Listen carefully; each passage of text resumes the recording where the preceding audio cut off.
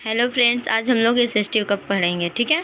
और important question पढ़ेंगे, okay. तो हम लोग चलिए एसएसटी के क्वेश्चन को स्टार्ट करते हैं, ठीक है।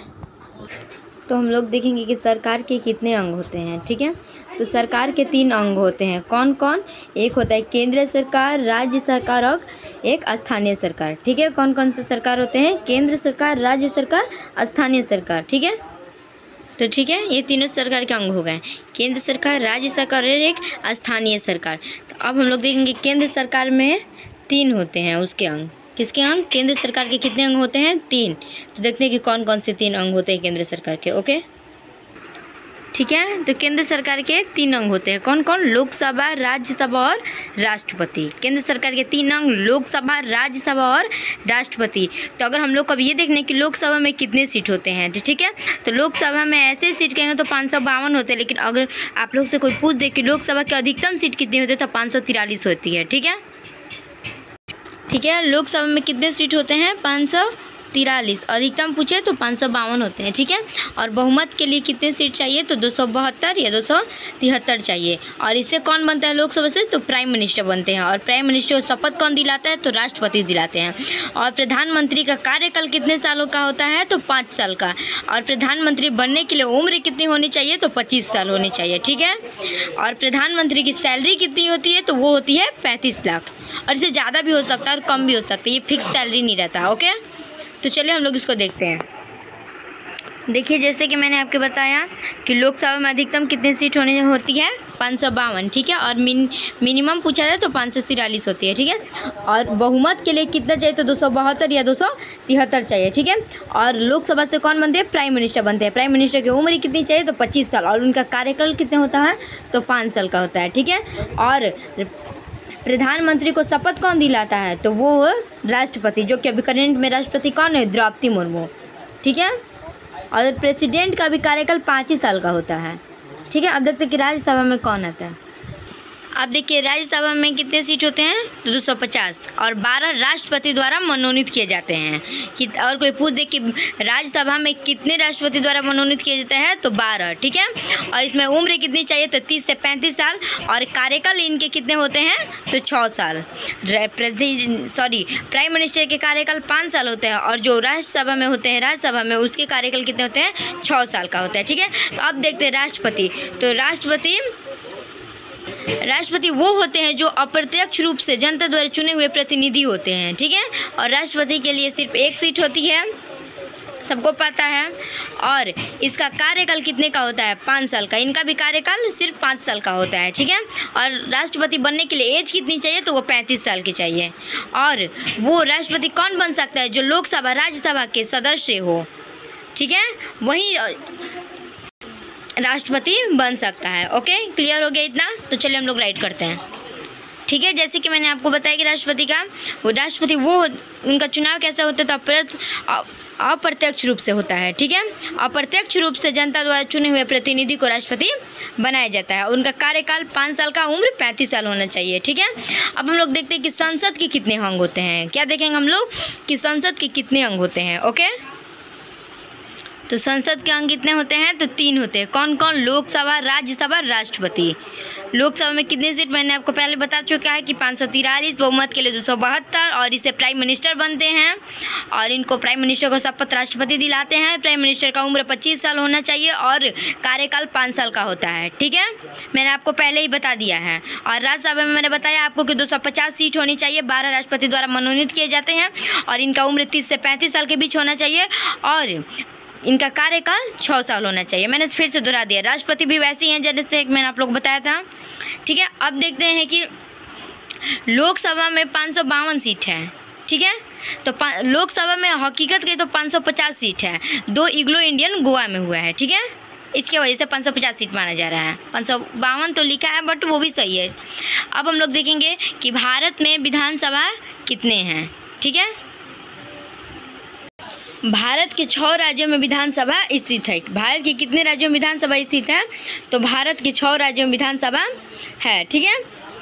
लोकसभा में बिहार की सीटों की संख्या 40 है। लोकसभा में बिहार की सीटों की संख्या कितनी है? 40। और राज्यसभा में बिहार की सीटों की संख्या 16 है। आप लोग को याद करना होगा ये कि लोकसभा में बिहार से सीट की संख्या 40 है और राज्यसभा में बिहार की सीट की संख्या 16 है।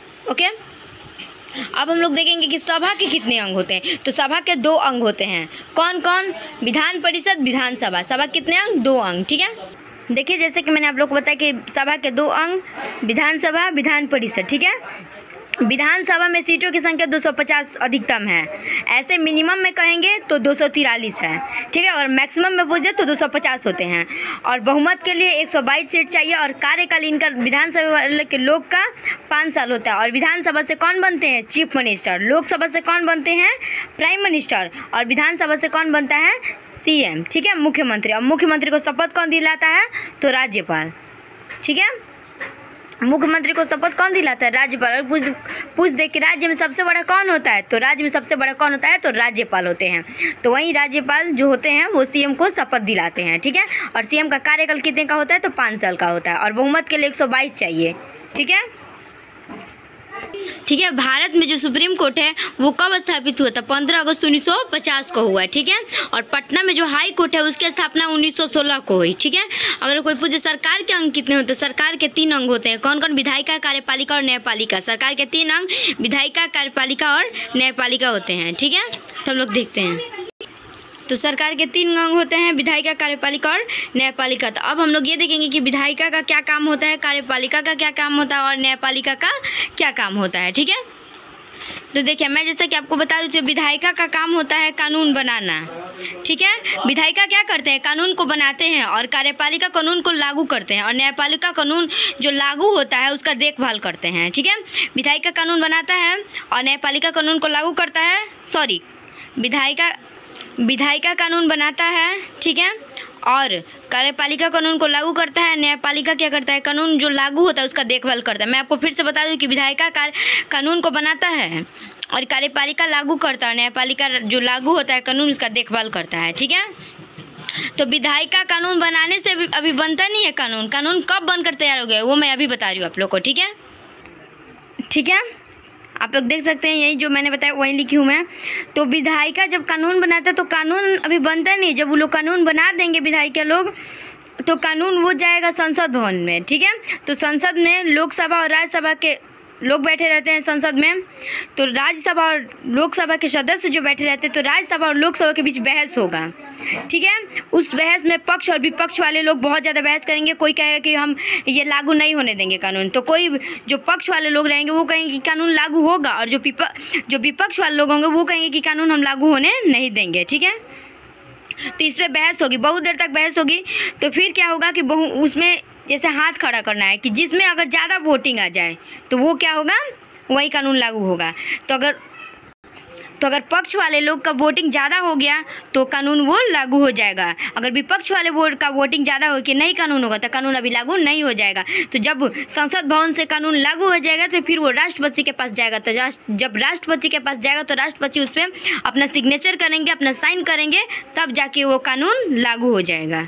ठीक है, तो कानून ऐसे लागू नहीं होता है। विधायिका कानून तो बना देता है लेकिन लागू ऐसा नहीं होता। लागू करने के लिए क्या करता है? विधायिका पहले कानून बनाएगा, कानून बनाने के बाद संसद भवन में जाएगा। संसद भवन में जाने के बाद लोकसभा और राज्यसभा, जो संसद में लोकसभा और राज्यसभा के सदस्य बैठे हैं, जो पक्ष विपक्ष वाले लोग हैं वो आपस में बहस करेंगे। पक्ष वाले कहेंगे कि कानून लागू नहीं होगा और विपक्ष वाले कहेंगे कि कानून लागू नहीं होगा। तो फिर क्या होगा? वो दोनों को एक करने के लिए क्या होगा? वहाँ पे वोटिंग होगा। तो वोटिंग में अगर पक्ष वाले लोग ज़्यादा हाथ खड़ा कर दिए तो वो पक्ष वाला कानून लागू हो जाएगा। अगर विपक्ष वाले कर दिए तो उस कानून को लागू नहीं किया जाएगा। फिर जब पक्ष वाले लोग कानून से सहमत हो गए तो फिर वो कानून कहाँ जाएगा? राष्ट्रपति में। तो जब राष्ट्रपति के पास जाएगा तो राष्ट्रपति उस पर सिग्नेचर करेंगे, अपना साइन करेंगे, हस्ताक्षर करेंगे। उसके बाद वो कानून बनकर तैयार हो गया। और फिर विधायिका उसको क्या करता है? कार्यपालिका उसको लागू कर देते हैं। और जो न्यायपालिका होते हैं वो कानून लागू हुआ है, ठीक ठाक से है या नहीं, उसका देखभाल करते हैं। ठीक है, समझ में आ गया? और सबसे पहले जनगणना कब हुई? 1872 में। लॉर्ड मियो के समय जनगणना हुई थी 1872 में। ठीक है, और आम चुनाव कब स्टार्ट हुआ था? तो 1951 में हुआ था। उस समय जब आम चुनाव की शुरुआत हुई तो 1951 में, उस समय के राष्ट्रपति डॉक्टर राजेंद्र प्रसाद थे और प्रधानमंत्री पंडित जवाहरलाल नेहरू थे। ठीक है, अब मैं आप लोगों को बताने वाली हूँ योजना आयोग के बारे में। ठीक है, कि योजना आयोग क्या है और क्यों, कैसे उसका नाम बदला है। ठीक है, तो चलिए उस टॉपिक को स्टार्ट करते हैं। ठीक है, तो नीति आयोग, तो नीति आयोग का जो होता है, इसलिए मैं लिख दी नीति आयोग, जो कि अब नाम हो गया है, और पहले का नाम भी योजना आयोग मैं लिख चुकी हूँ। तो योजना आयोग के पदेन अध्यक्ष कौन होते हैं? तो प्रधानमंत्री होते हैं, भारत के पीएम, क्या बोलते हैं, प्राइम मिनिस्टर। ठीक है, योजना आयोग के अध्यक्ष कौन होते हैं? तो भारत के प्रधानमंत्री। ठीक है, और योजना आयोग का गठन कब हुआ था? 15 मार्च 1950 को योजना आयोग का गठन हुआ था। योजना आयोग के एक उपाध्यक्ष होते हैं और 8 सदस्य होते हैं। ठीक है, योजना आयोग के कितने उपाध्यक्ष होते हैं? 1, और सदस्य कितने होते हैं? 8। फिर बाद में योजना आयोग का नाम चेंज करके क्या रख दिया गया? नीति आयोग।